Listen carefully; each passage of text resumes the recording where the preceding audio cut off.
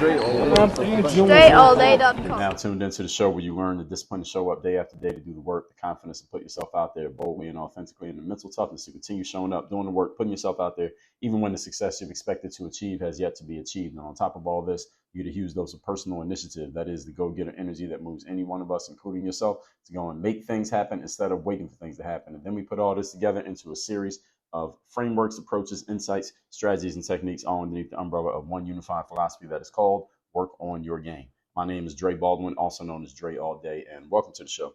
And today's topic is how to get uncomfortable on purpose. Yes, on purpose. Before we get into this, let me remind you all of two things. First of all, my daily motivation and weekly motivation text messages guaranteed to have you focused, sharp, and on point to start your day or your week. You can be getting those. You should be getting those. As a matter of fact, there is no excuse why you are not getting them. The only excuse you can have is that I'm not actively sending them right now, but you should be on my list so that when I am sending them, you ain't got to do anything because it'll just seamlessly continue for you. Text me at my number, 305-384-6894. When those messages start going out again, you'll be getting them straight to your phone. Secondly, Work on Your Game University. I'm looking to work with top 2% performers, people who are serious about getting their mind right, getting the proper strategy so that you can succeed in a system so you can execute and succeed consistently, and being held accountable to that execution so we can implement and start doing it right now. That sounds like you. Go to workonyourgameuniversity.com. That link is down below in the description, or you just type it into your browser. Again, it's workonyourgameuniversity.com. The link's down below in the description, wherever you're listening to this. And let's get started. Let's get into today's episode, how to get uncomfortable on purpose. Now, all of us are familiar with the concept of the comfort zone, right? And we understand that in order to grow, we have to get out of what we are used to and step into things that we are not used to until those things that we are not used to become normal. That is how we expand the comfort zone. You're used to going 5 steps forward, but now you push yourself to take 6 steps. Now going 6 steps, if you do it often enough, becomes normal for you. So now 6 is your new normal. That's an expansion of the comfort zone. You can do it again. You get to 7, 8, 9, 10, etc. You can do this in any aspect and area of life. And that creates a pattern of continuous expansion. So today, let's talk about how you can start to make yourself uncomfortable and then do it all on purpose and intentionally. Remembering that all success happens on purpose and never by accident. Point number 1. Topic once again today is how to get uncomfortable on purpose. Number 1 is identify an enemy. You must identify your enemy.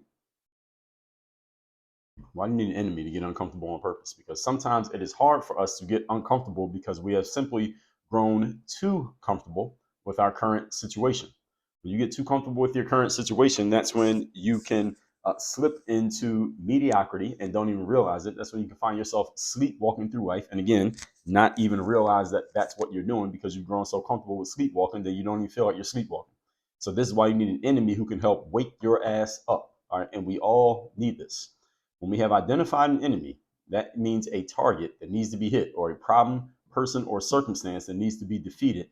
That enemy can provide us the energy and the focus that we need to not allow ourselves to basically rock ourselves to sleep. And it gives us the energy that we need, the motivation, if you will. We need to be able to move ourselves to action to do things that we have been putting off. So this enemy can be any one of these things. Again, enemy doesn't have to be human, but it could be human.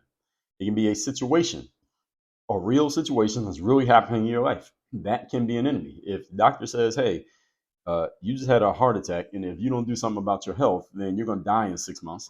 That is a real situation that can become your enemy. So your poor health is your enemy, and you're going to fight against that enemy by signing up for a personal trainer, buying some workout gear, signing up for a gym membership, and throwing all that junk food out in your kitchen and going to the health food store and buying all the healthy stuff that you need and making sure you're getting a proper amount of sleep and a proper amount of exercise every day.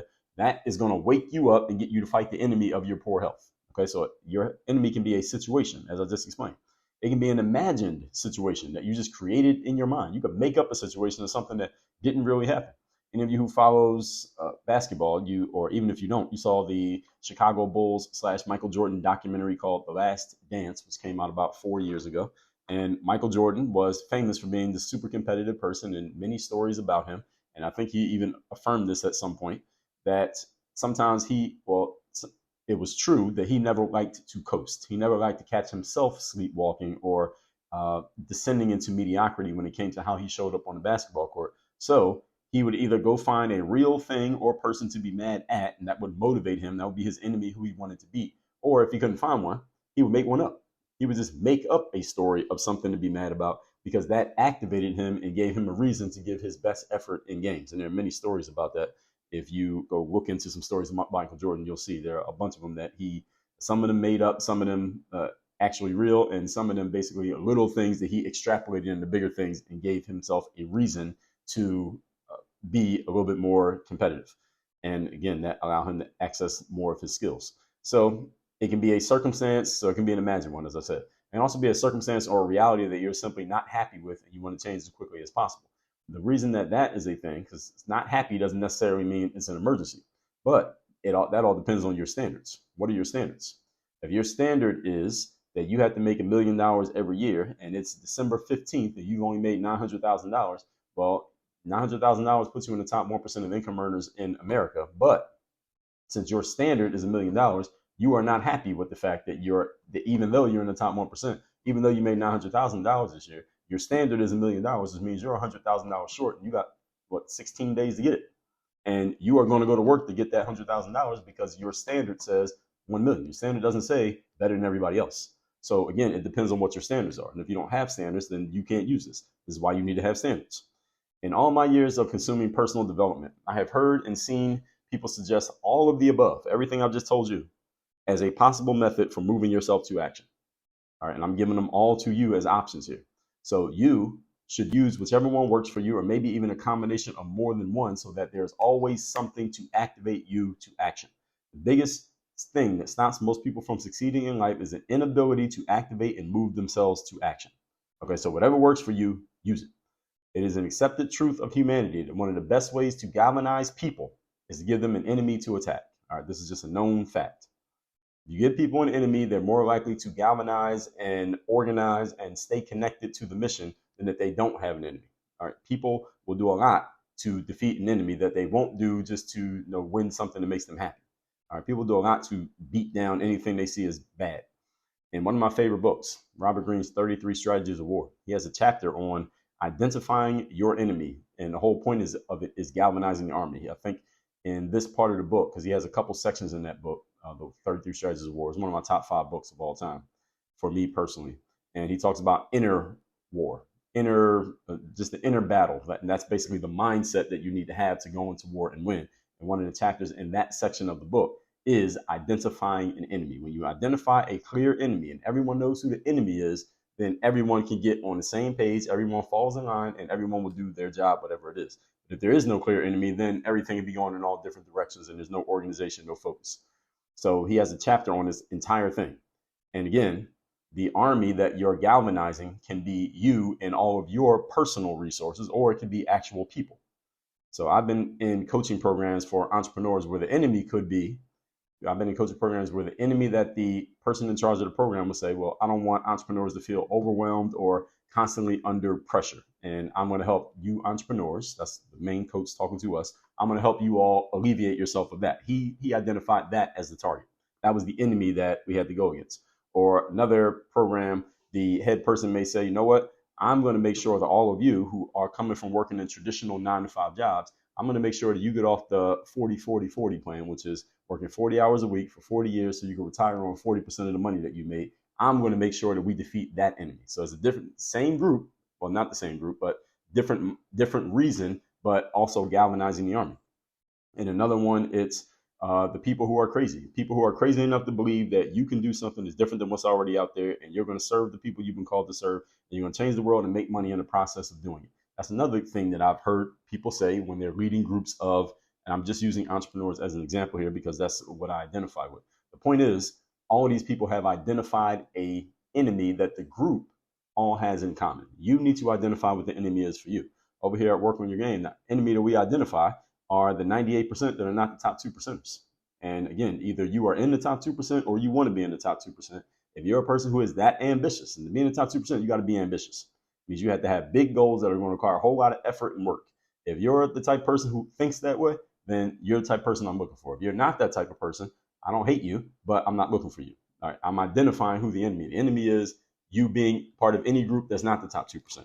If you want to get out of the rest of the group and get out from being amongst the average and associate with the top level people, there are certain things you have to think, certain things you need to do, certain things you need to accomplish, and I'm going to help facilitate you getting there. That's what I'm looking for. You have to identify your enemy. The more clearly you identify the enemy, the more easily people can identify with you and go in the direction you want to go if they also have the same thought that you have when it comes to who the enemy is.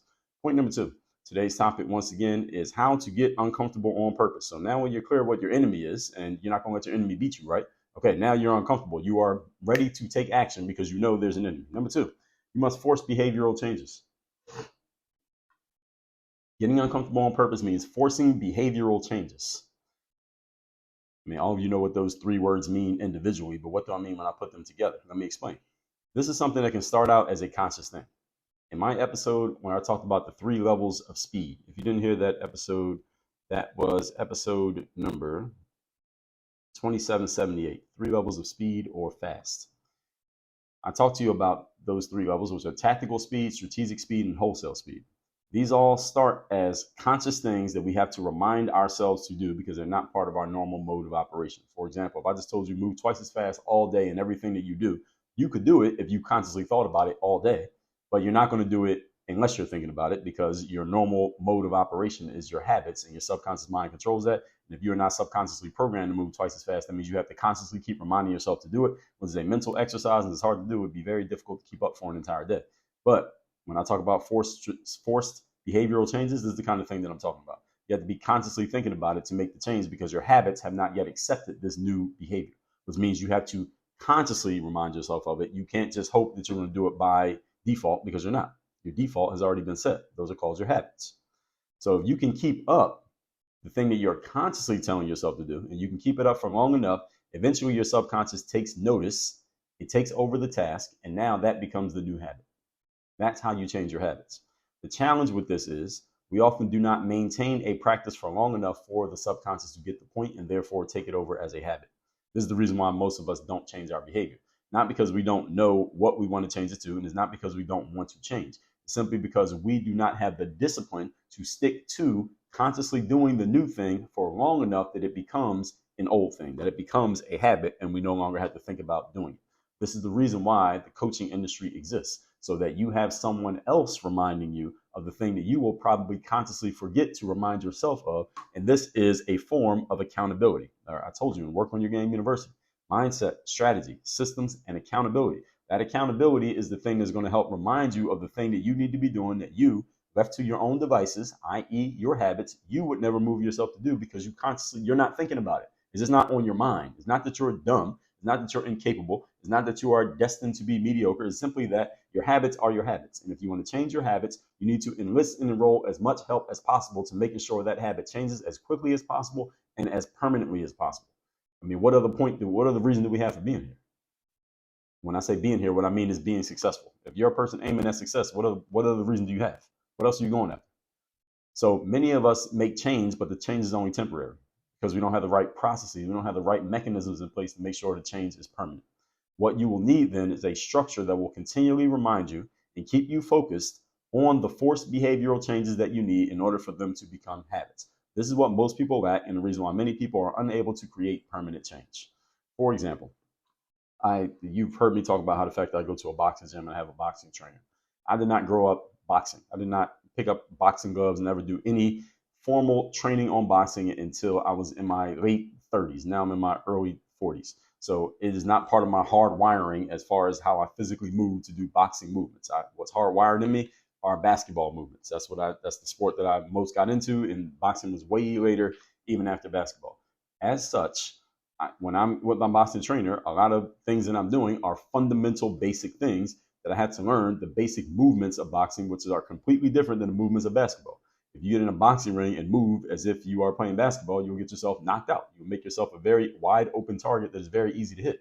Whereas in basketball, when you're playing defense, for example, you want to create as much space as possible so it's hard for the offensive player to get by you or around you. Whereas in boxing, you want to create as little space as possible so there are as few available targets for your opponent to hit you. So it's like they're completely different from each other in that sense. So I had to learn different movements that I would never do on a basketball court that you have to do in a boxing ring, and vice versa.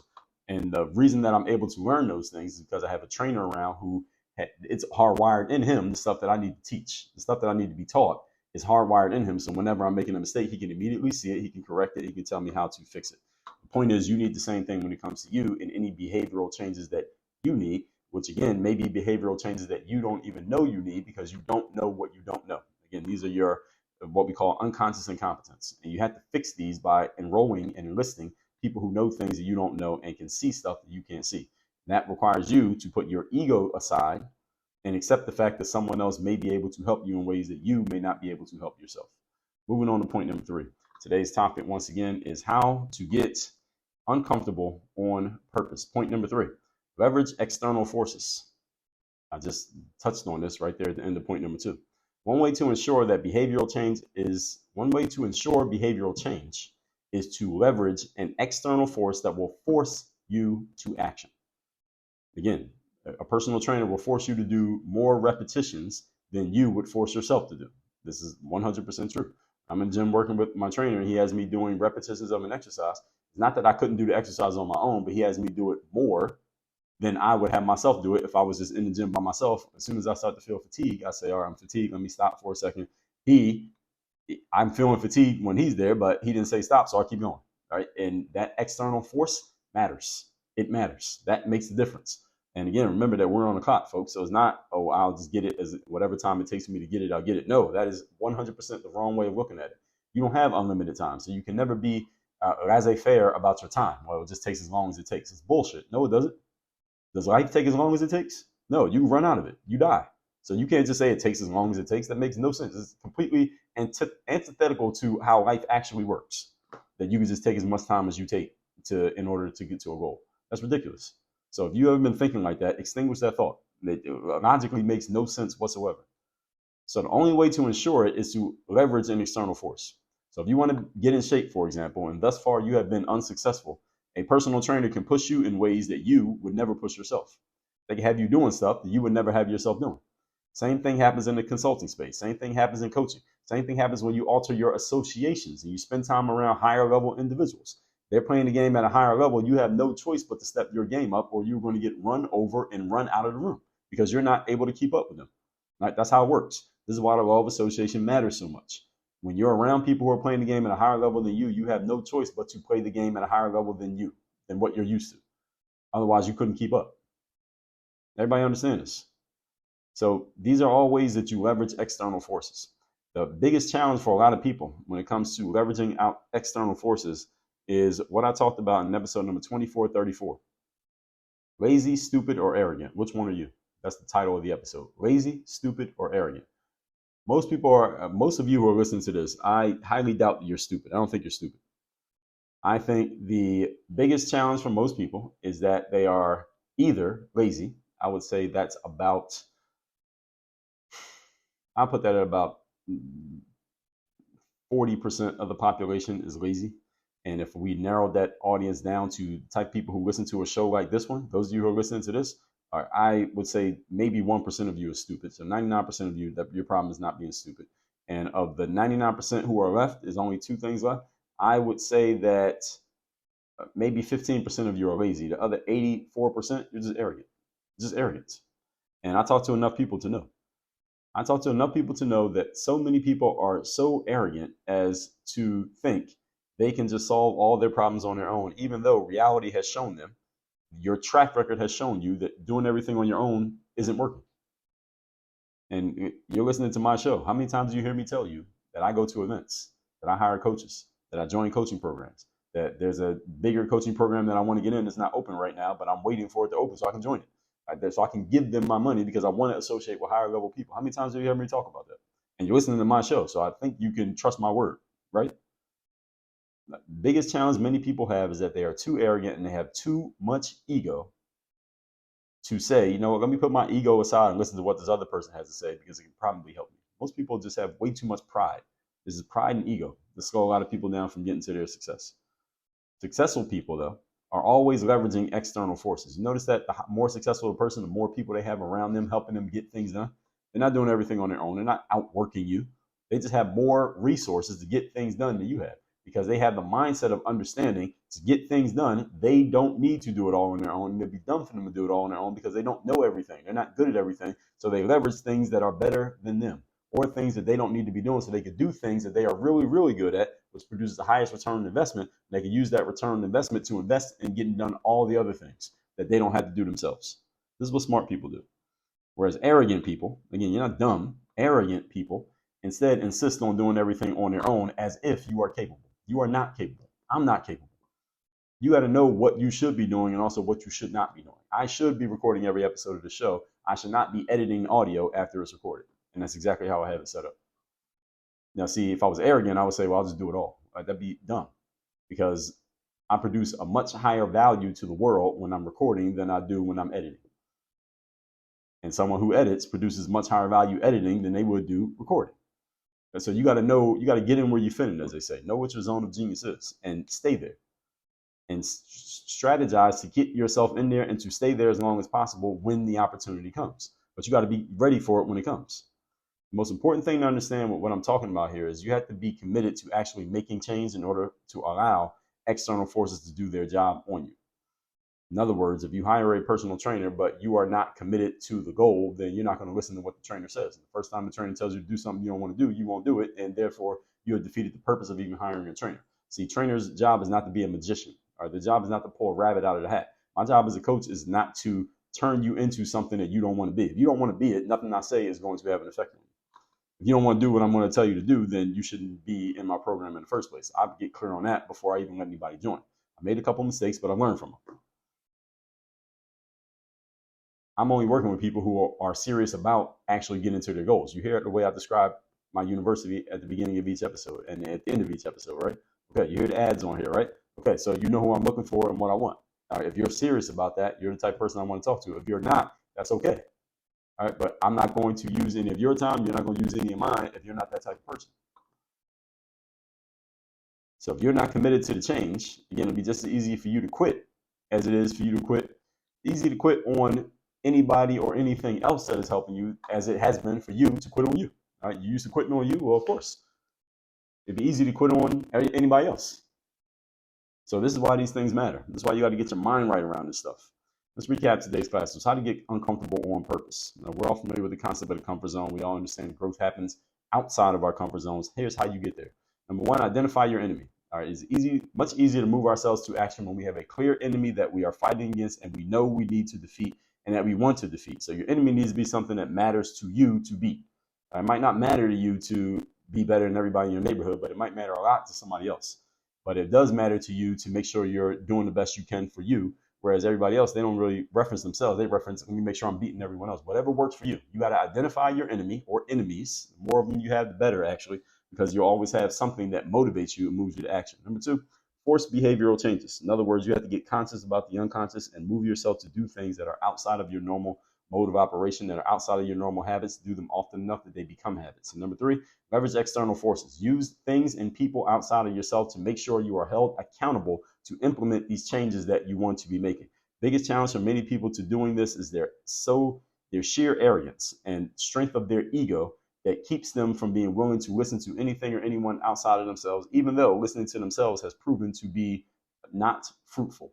All right, you got to make sure your ego is not getting in your way. You use your ego when it's necessary, but don't let it block you from the success that you should have if you can put your arrogance to the side.